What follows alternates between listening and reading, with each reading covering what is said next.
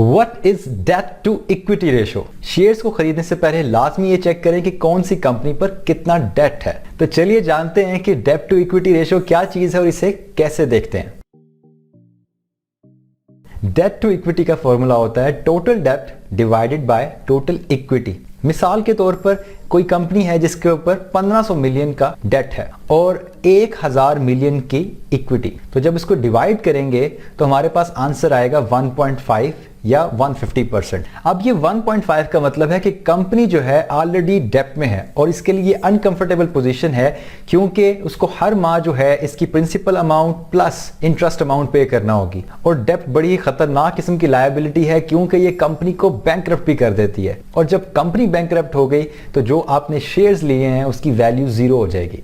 तो इसलिए आपने ध्यान से देखना है कि ऐसी कंपनीज जिनका डेप्ट कम है उनमें इन्वेस्ट किया जाए। अब बेहतर ये होता है कि ऐसी कंपनीज में इन्वेस्ट किया जाए जिसकी डेट टू इक्विटी रेशो 1 से कम है, यानी वो कंपनीज जो है पोटेंशियल रखती हैं कि जब कोई मुश्किल टाइम आएगा तो वो लोन लेकर उस टाइम को सर्वाइव कर सकती हैं, लेकिन जो ऑलरेडी डेट में हैं उनके लिए सर्वाइव करना मुश्किल हो जाएगा। एक और बात का आपने ख्याल करना है कि जब भी आप जो है कंपैरिजन कर रहे हो कंपनीज की डेट टू इक्विटी रेशो का, तो आपने सेम सेक्टर की कंपनीज में करना है। यानी अगर आप बैंकिंग सेक्टर में आप कंपैरिजन कर रहे हैं तो आपने एक बैंक का दूसरे बैंक के साथ करना है। अगर आप सीमेंट सेक्टर में कर रहे हैं तो एक सीमेंट कंपनी का दूसरी सीमेंट कंपनी के साथ करना है। आपने ऐसा नहीं करना कि आप किसी पावर सेक्टर कंपनी का किसी सीमेंट कंपनी के साथ कंपैरिजन कर रहे हो डेट टू इक्विटी रेशो का। रिटर्न ऑन इक्विटी के केस में भी आपने सेम सेक्टर में जो है कंपैरिजन करना है, क्योंकि कुछ सेक्टर ऐसे होते हैं जो ऑलरेडी बहुत ज्यादा डेप्थ में होते हैं, जैसे बैंक का सेक्टर है या पावर सेक्टर है, तो इनकी जो फाइनेंसिंग है मोस्टली डेट के जरिए होती है। और जो लो डेट सेक्टर्स हैं वो सॉफ्टवेयर या टेलीकम्युनिकेशन रिलेटेड सेक्टर जो हैं ये लो डेट होते हैं। तो चलिए देख लेते हैं लाइव कि हम कैसे जो है किसी भी कंपनी का डेट टू इक्विटी रेशो देख सकते हैं। तो ये एक एप्लीकेशन है investing.com, आप इसको इंस्टॉल कर लें अपने मोबाइल में। इसको आप क्लिक करें और सर्च बार में आप किसी भी कंपनी को सिलेक्ट कर सकते हैं। और ये ग्लोबल एप्लीकेशन है, आप अगर किसी और मुल्क से बिलोंग करते हैं, पाकिस्तान से बिलोंग नहीं करते, तो भी आपकी जो है मोस्ट प्रोबेबली यहाँ पर आप वो कंपनीज को फाइंड कर सकते हैं। लेट्स से मैं एक पावर सेक्टर कंपनी को सिलेक्ट करता हूँ, कोट अड्डू पावर प्लांट। चलिए देखते हैं कि इस पर कितना डेप्ट है। या आप ऊपर बाहर देख रहे हैं ओवरव्यू का, आप इसको लेफ्ट की तरफ को तो आप देख सकते हैं यहाँ फाइनेंशियल्स के ऑप्शन है। आप फाइनेंशियल्स पे क्लिक करें, उसके बाद नीचे आएँ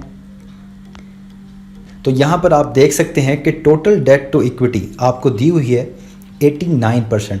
मुझे अच्छी तरह याद है कि कोट अड्डू पावर प्लांट की पहले जो डेट टू इक्विटी रेशो थी वो 150% के करीब थी और अब जो है वो इम्प्रूव हो गई है। यानी जो है कोट अड्डू पावर प्लांट ने अपना डेप्ट जो है रीपे कर दिया है और अब कम डेप्ट रहता है और लॉन्ग टर्म डेप्ट भी काफ़ी कम है। तो ये कोट अड्डू पावर प्लांट ने कुछ इम्प्रूवमेंट की है अपने फाइनेंस में, तो इसको एक अच्छा सिग्नल भी समझा जा सकता है। एक और मिसाल देख लेते हैं निशात पावर प्लांट की।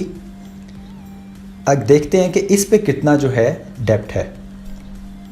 फाइनेंशियल्स पर आए, फाइनेंशियल्स पर आने के बाद हम नीचे गए और नीचे आने के बाद हमने देखा कि टोटल डेप्ट टू इक्विटी रेशो इसकी 20% है।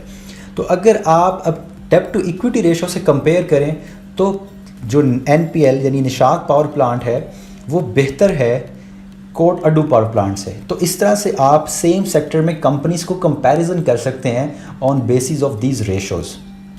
तो इस वीडियो में हमने डेट टू इक्विटी रेशो का कॉन्सेप्ट सीखा। अगर आपको वीडियो से फायदा हो रहा है लाजमी दूसरों के साथ इसे शेयर करें and thank you so much for watching.